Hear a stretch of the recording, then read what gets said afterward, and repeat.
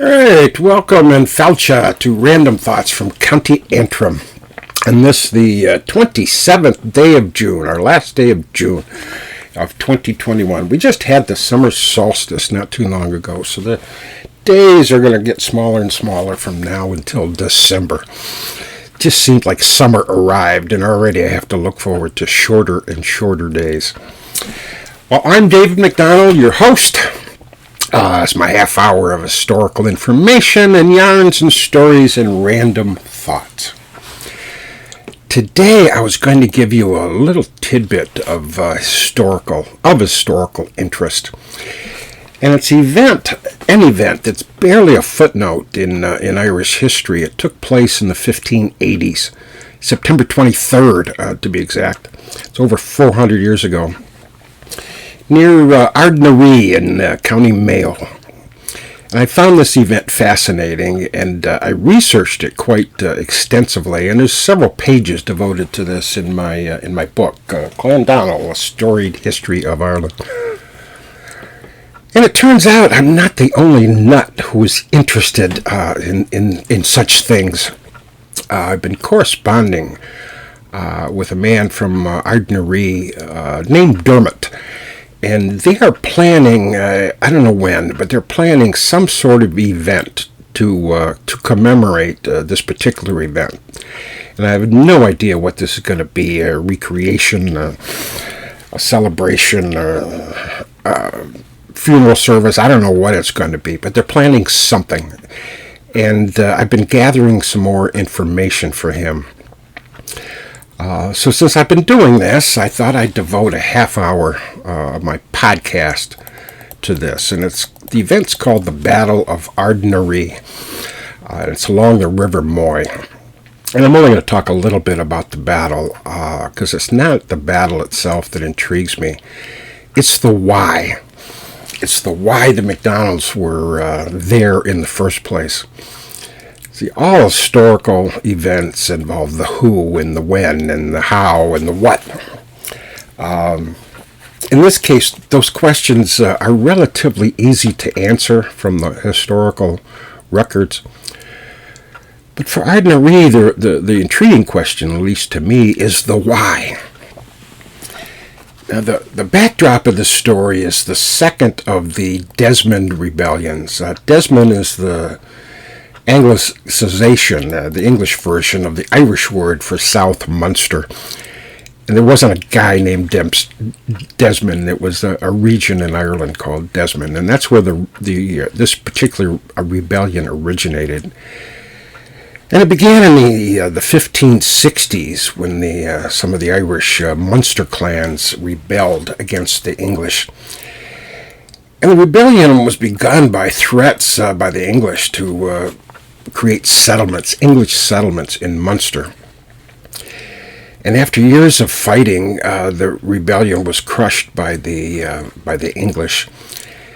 And the aftermath of the rebellion, or actually there was two of them, but the aftermath of the two rebellions was as bad as rebellions themselves. The protracted wars and destruction led to widespread famine in southern Ireland. The plague even broke out in Cork. And people continued to die from famine and the plague long after the wars had ended. It's estimated that as many as 1/3 of the population of Munster may have died from the war and its aftermath. And it was the fears of English settlements that led to the rebellion. And quite predictably, that's exactly what happened. The defeat of the Irish led to the confiscation of the lands in South Munster, and they were transferred to English landlords. Now, many of the rebels went to the countryside. Others were hung, those that were caught. But many went to France. And the second Desmond Rebellion occurred when these people returned from France and landed in County Kerry. They were led by James Fitzmaurice, and he and his army landed in Kerry. And the same day that he arrived in Kerry, Fitzmaurice wrote a letter to Justin McDonnell and to Randall McDonnell. Justin at the time was the leader of a group of McDonnells in County Mayo. And Randall was the son of one of Ireland's greatest warriors in County Antrim in Clan Donald. And Fitzmaurice said in his letter that he has arrived in Ireland with an army and with money. And he asked the two McDonnells to join with him and bring along their armies. And he promised to pay them more than they had ever been paid before. Now, why did Fitzmaurice write this letter? As soon as he arrived in Ireland, why did he write this letter to the McDonnells? Well, the McDonnells in Antrim were mercenaries. For centuries, they hired themselves out to warring clans. And in addition to that, the clan was firmly entrenched in northwest Ireland and on the west coast of Scotland and in the Hebrides Islands in between. And when they were in need of more men, the McDonnells merely sailed into Scotland or into the Hebrides, into the Highlands, and recruited warriors. And the Scottish warriors that came along with them fought in a battle or two, and then the McDonnells sailed them back, at least those survivors, the McDonnells sailed them back to Scotland in time for harvest so that they could spend the winter, complete the harvest and spend the winter with their families. And the McDonnells in Ireland just became a very wealthy and a powerful clan, Irish clan, as a result of this kind of interesting business plan. Now, Randall was not the chief of the clan in County Antrim at the time, although he was in the inner circle. I'm not sure why the letter was addressed to him. Perhaps Fitzmaurice knew him, but he certainly wanted the McDonnells of County Antrim to assist in the rebellion. Now, Justin McDonnell was already in County Mayo. A generation before, many McDonnells from Antrim were hired out as into the army of the Burkes. The Burkes were the most powerful clan in Mayo and Galway and that region.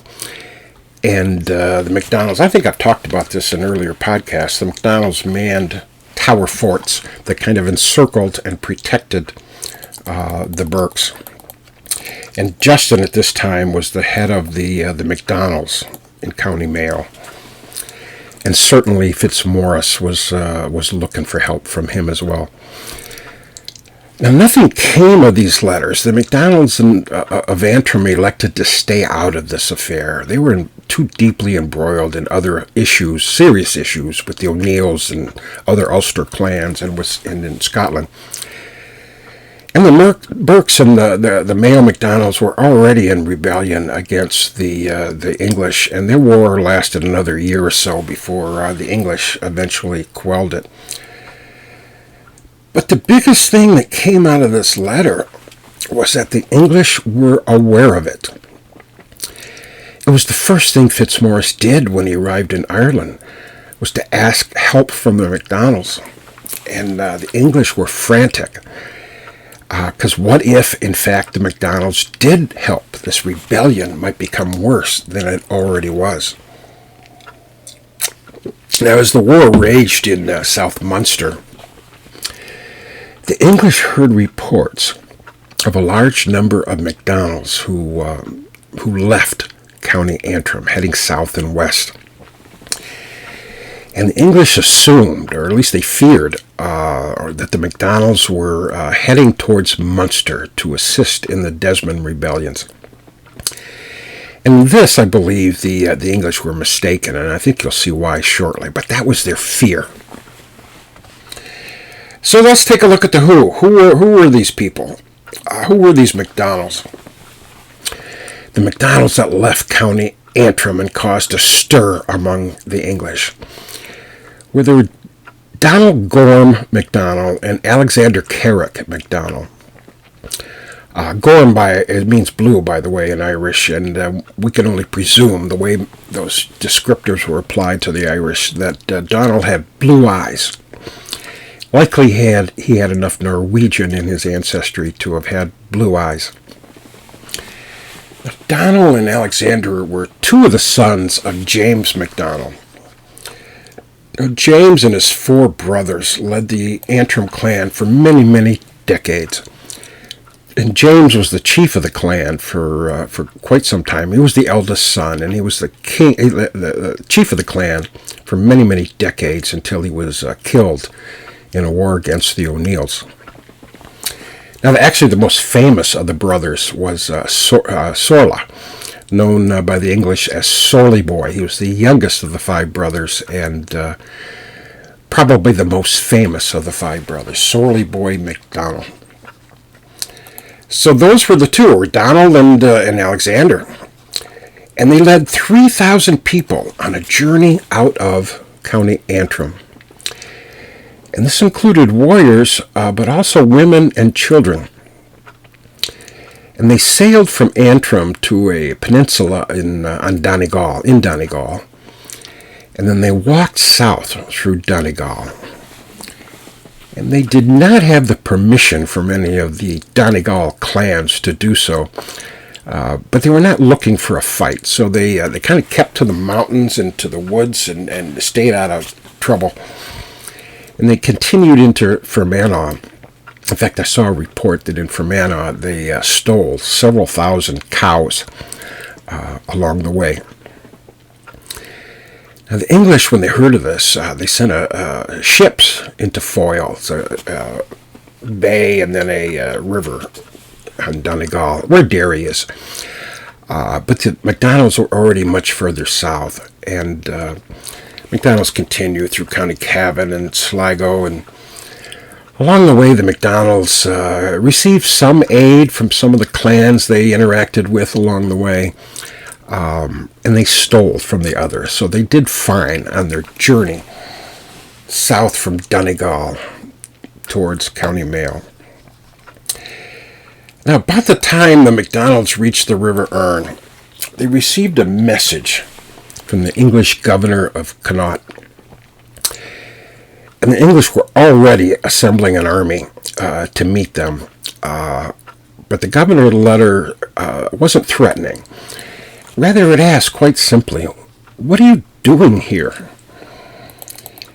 And the McDonnell's response to that letter was fascinating in many respects, and I won't read it to you because it's a lot of archaic language, but the gist of it was, we're coming to aid our cousins in County Mayo, and we are coming at our own enterprise, as warriors have always done. And essentially added, we're strong enough to do whatever we want. And so the McDonnells, these 3,000 McDonnells, headed by Donald and Alexander, continued their journey. And by September 22nd, they were well into County Mayo. And they camped near Ardnaree. It's not too far from the River Moy. And they had some earlier encounters with the English army, but the McDonnells evaded the English each time they had an encounter. And by the time they got to Ardnaree, I think the McDonnells probably thought that they had successfully evaded the English. They were finally safe in Mayo, which was their destination all of the time. It wasn't Munster. It wasn't the Desmond rebellions.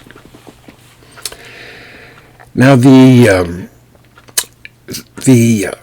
English heard reports of the McDonnells all the way through the journey, that they were here, they were there, they were whatever. They kept hearing reports of where the McDonnells were, and the English followed each of those leads. Wherever they heard the McDonnells were, that's where the army went.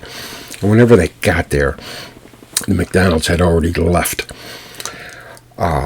Until around September 22nd, the English heard that the McDonnells were near Ardnaree.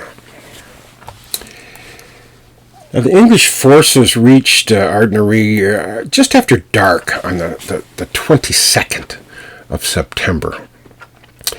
And they found a priest there who knew where the McDonnells were. He knew where they were camped. And so they had planned to go in the morning, but by about 3 a.m., it was the moon was bright, and the English figured they could do a night march. So they left at about 3 a.m. from the English camp and went through for a night march, guided by the moonlight and this priest, towards the McDonnell camp. And they got there about 10 a.m. This is now the 23rd of September. And they were within 2 miles of the McDonnell camp.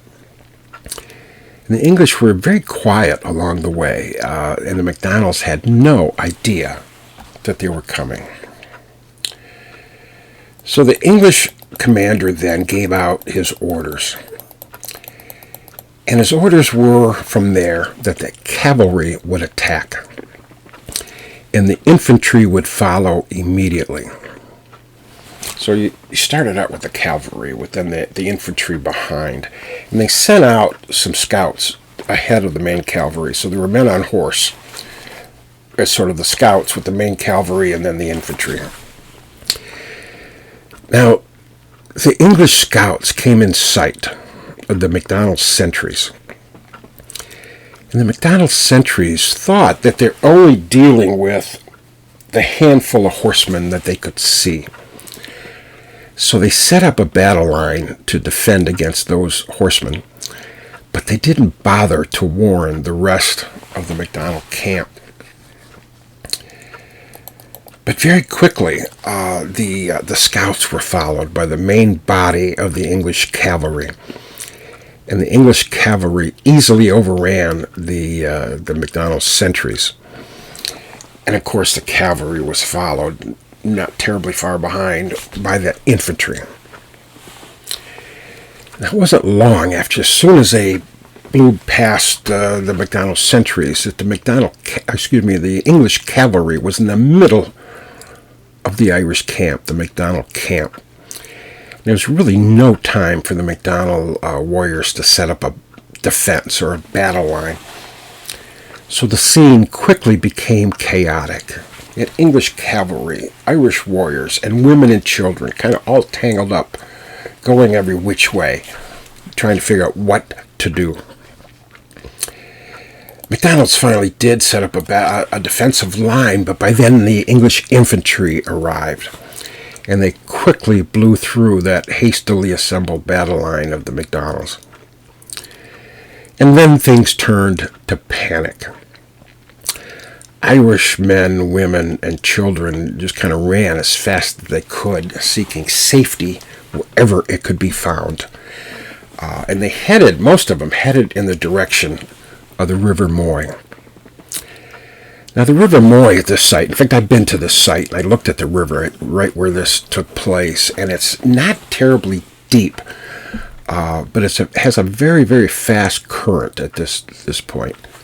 And the most interesting feature is that it has really sharp banks. So land comes down, you have a sharp bank, and then you have the swiftly flowing river. Not terribly deep, but very swift. So that you could quite easily fall into the river if you're heading one way, and even if you got across the river, you had a difficult time going up the bank at the other end. Now, those who did not make it to the River Moy, the Irish who did not make it to the River Moy, were killed by the English, mostly by sword, but also bayonet. Those who did make it to the river were easy targets for English muskets, either those in the river or those trying to climb up the bank on the other side. The English just stood at one bank, just shooting anybody that was moving, either in the river or on the bank. But actually, most of the Irish that were involved in this drowned in the river, the fast-flowing river, not being able to get up the riverbank on the other side. Horrific affair, and I think the best quote of this affair was written by an English captain afterwards, and let me read you what he said.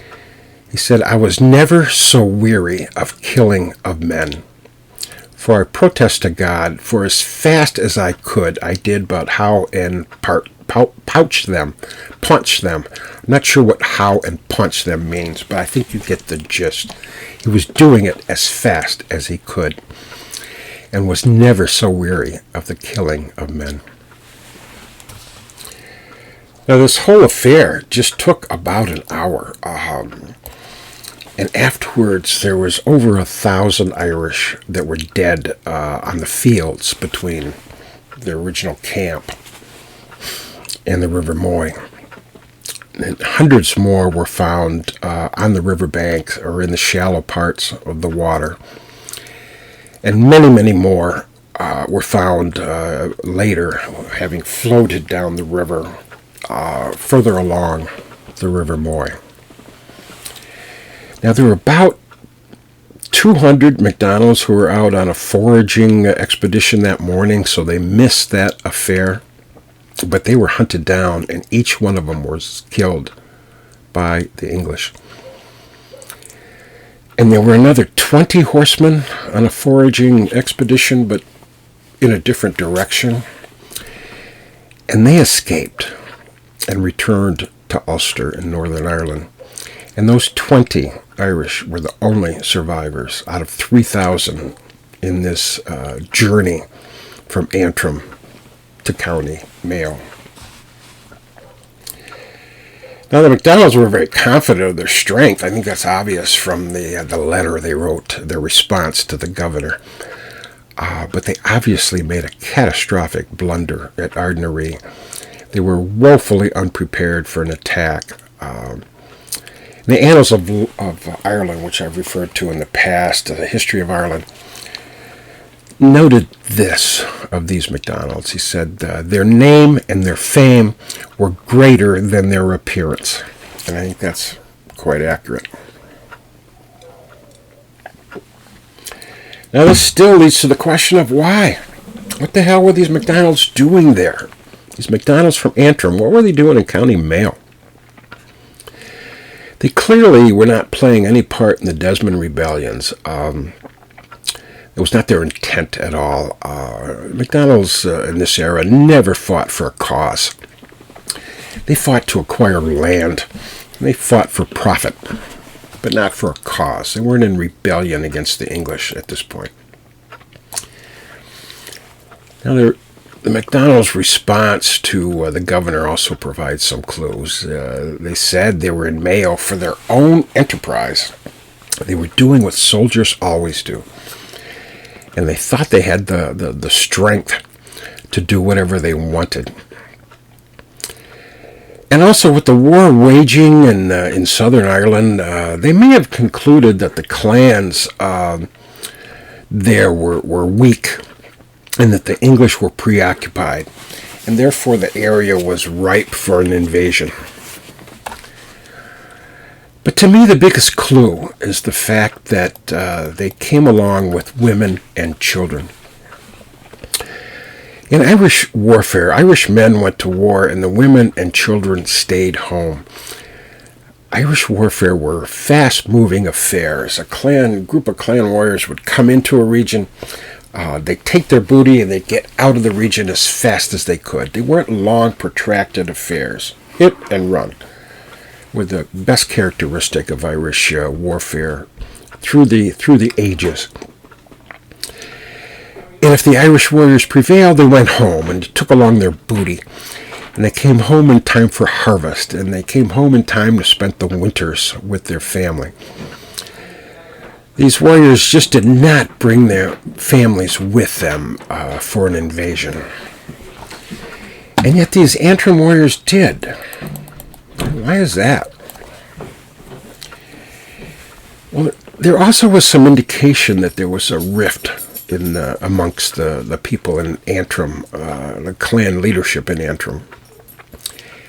And it's likely that Donald and Alexander were on one side and the clan elders were on the other. And Donald and Alexander figured it was time to leave, to set out on their own. And so they left. They took warriors with them, and they took their families with them, and the warriors took their families with them. And 3,000 or so of them traveled halfway across Ireland to start a new life in County Antrim. And so it was as much an invasion as a resettlement. It was an attempt by a bunch of people in Ireland to settle in a different part of Ireland for whatever reason. And unfortunately, only 20 of them lived long enough to regret this decision. But that's my theory as to the why. And I think might add to that, if the English had known that was what they were up to, they may have left them alone. But that's the story, the Battle of Ardnaree along the River Moy. Tragic sight, and again, when you see it, when you see the site of the battle, you kind of see how it all transpired. And you can see how lack of communication may have led to this catastrophe, the slaughter of nearly 3,000 people. So that's my podcast for today. Please take a look at my website, clandonald.net. Send me an email at clandonald@gmail.com. Like and share my Facebook page. Like and share this video if you're seeing it on YouTube. You can send me a Facebook message, but I'm not always quick to respond to those. I just don't look at those every day. So it's better to send me an email if you want to get a hold of me and get a quick response. So that's all for now. Next time I see you, it will be July 2021. Goodbye.